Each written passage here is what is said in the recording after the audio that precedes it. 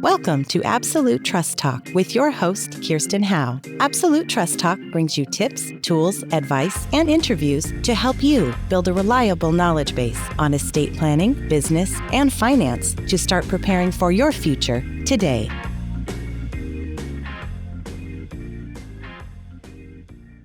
I guess you probably also have to have a conversation about, can the guests have guests? They're college students. They have boyfriends and girlfriends, possibly. That's probably got to be hashed out in the beginning. Absolutely. It's one of the sort of like core steps in our house manual is to talk about guest policy and all of that. Typically, where people tend to land is, a lot of times it's no guests. Like, I just don't want people in my house.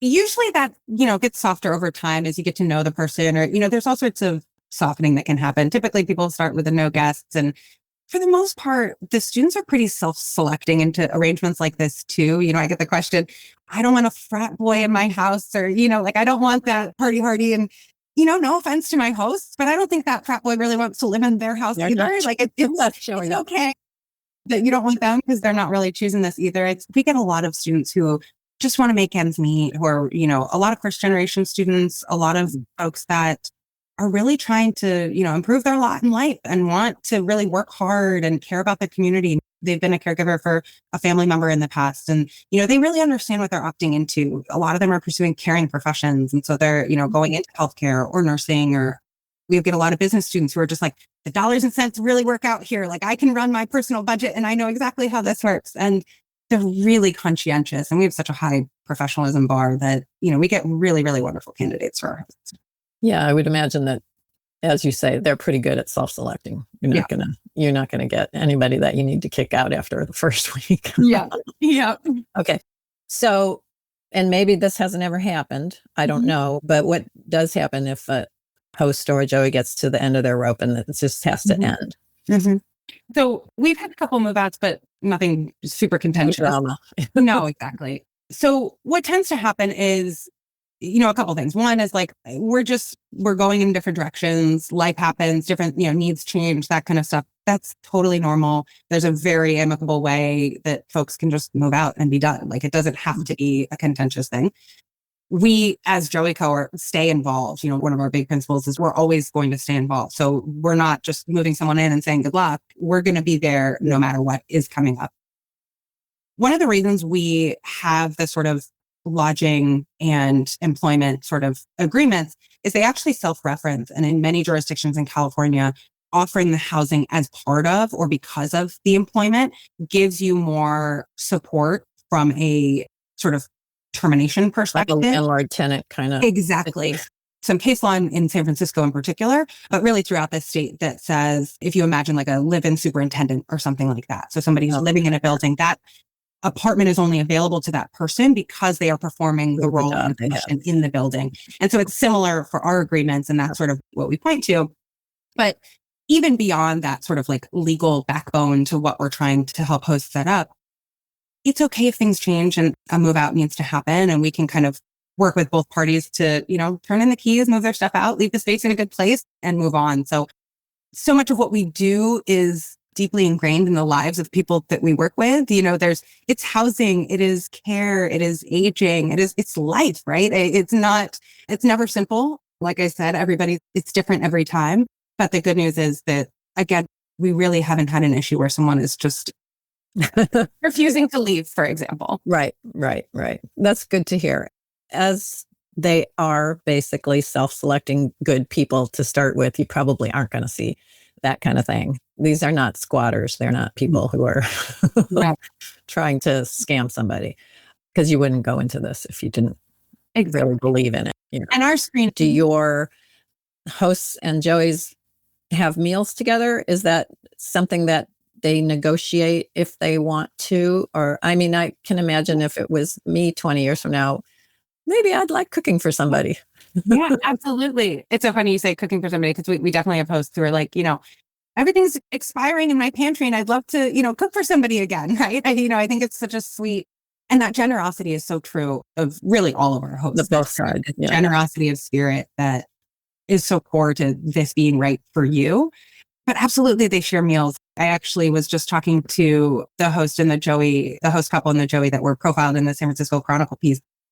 And they were saying that they're bringing back the kitchen table issues. They're actually talking politics at dinner now. And they're really, pushing each other's understanding of these. They were debating whether or not we should nationalize oil in the US and how so many of our wars are based on oil, and whether or not, what is your opinion on nationalizing the oil industry? And I'm more power to them for debating some really heady, big political topics. But I think that's so beautiful about this is they've been established for a couple of years now, and they have that deep trust. So they can push each other and understand the depths of what shaped your view on this, and how do we solve the big problems that we're facing as Americans today? And can we do that together around a kitchen table? It's really heartwarming. Yeah, that's very sweet. That's a great story. So, they're college students. Is it a requirement that they be college students? I'm thinking more of the situation where, like this couple, maybe they've been doing this for a couple of years and the Joey graduates and he's no longer a student, but it would still work for them somehow. Yeah, it absolutely. So the reason we work with students is a couplefold. One, their needs are just very symbiotic to the needs of our hosts. Two, it's very helpful for us to have another institution in the community that we can look to. We can work with administrators. We can talk to different folks. It helps from a reference check standpoint and really see, how does this person show up on campus? What are they like? What are they pursuing? All of those sort of, who is this person and how can we get to know them, is really helpful for us to have another institution. Being said, we define student pretty broadly. So we can work with graduate students. We work with undergraduates, PhDs. There are, I get the question all the time, are there certain schools, do they have to be at a target school? Or, we can work with any school, really. And we actually just placed our first educator. So we had someone reach out who was a kindergarten teacher, and she really wanted to be a Joey. And so in the same vein, we kind of expanded because we were able to, check in with her school, with her administrators. And it's really about how can we know you and how can we understand? So to your question about once someone graduates, certainly if they're doing a wonderful job, there's no exclusion criteria for them. Oh, you got to move out. You just graduated. Right. And in fact, that student who did just graduate this May, he's really pushing us to think about recent graduates as a great opportunity. Launching into the real world is a tough thing for all graduates to do. And this is a nice kind of soft landing as you're thinking about where do I want to be and what do I want to do next? And we're definitely open to that kind of arrangement. And as long as we can really get to know you and understand who you are adjacent to some sort of schooling or education background, that's really how we think about it. Yeah, I can see how that really makes sense to be able to vet someone in a certain context. That makes a lot of sense. Well, okay. Any particular success stories you want to share with us? I bet you have a ton of really heartwarming stories, but absolutely. Yeah. I mean, there are so many little nuances to this business. I mean, I love it because you go into someone's home and you just learn the little nuggets about what makes them come alive. I mean, a life is full of moments and nuggets and stories. And the joy of this work is to uncover those and to kind of figure out how those stories then can be kind of reignited in this work.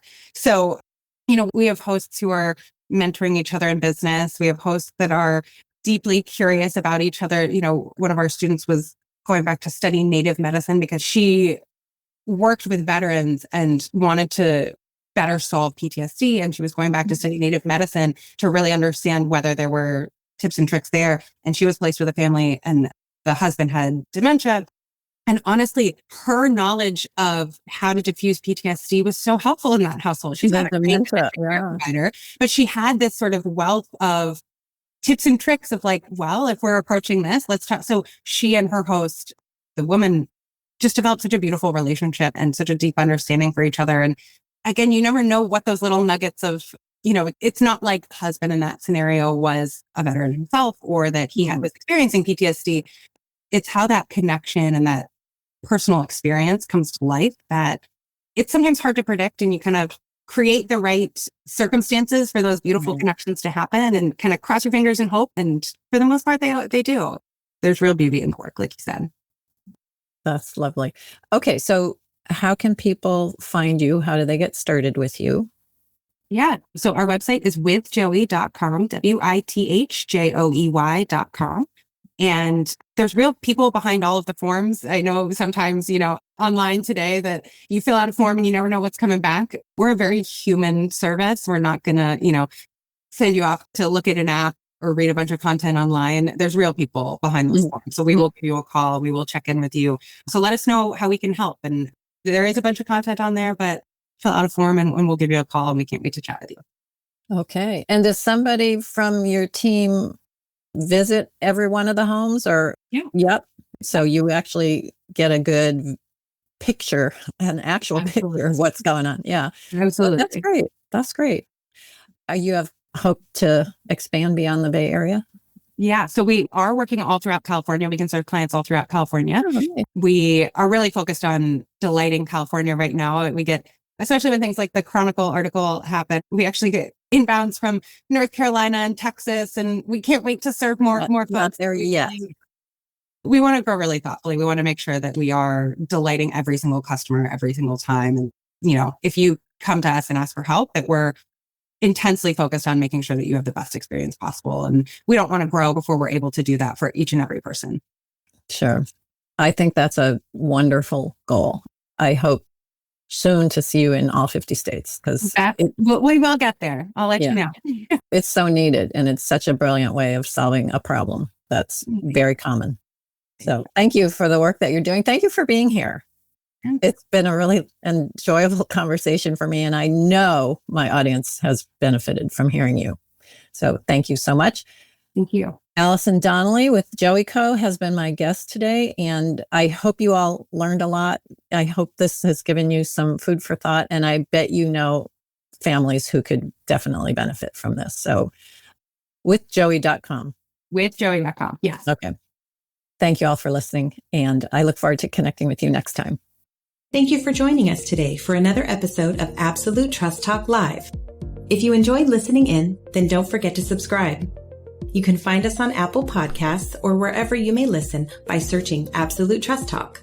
While you're there, we would also love for you to leave us a review. And then why not share your favorite episodes with family, friends, or colleagues too?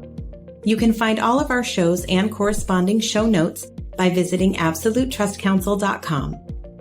You'll also find a variety of other free resources, including our ebooks, videos, blogs, presentations, and more. If you need help with your estate planning or administration, we also offer a free discovery call to help get the process started. You can find more information on booking your session by visiting absolutetrustcouncil.com/scheduling. If you join us for the broadcast, you can submit questions during the show. But if not, don't worry. You can always get in touch with us by sending a quick message to info@absolutetrustcouncil.com. Thanks again for listening. We'll see you soon. This podcast is not meant to take the place of legal advice from an attorney and does not create an attorney-client relationship. If you do have a legal question or issue, please consult with an attorney.